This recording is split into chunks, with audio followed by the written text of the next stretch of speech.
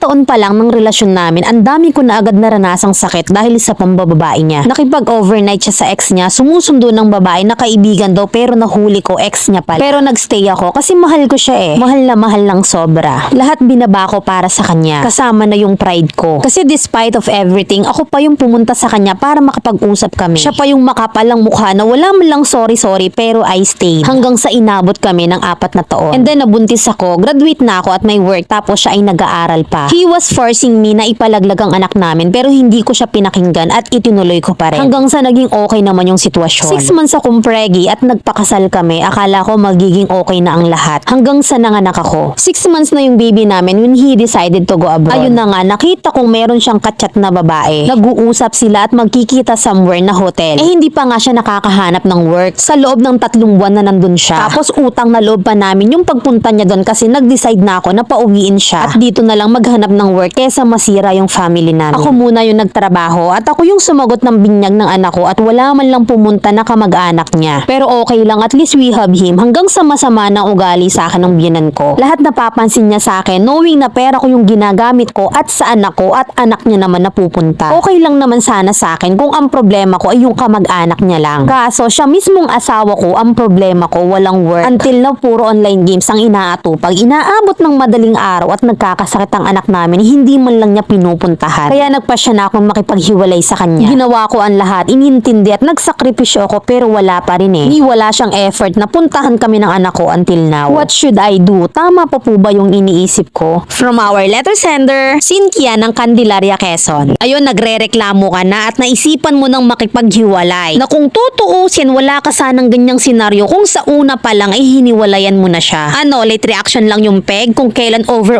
na sa panggaga.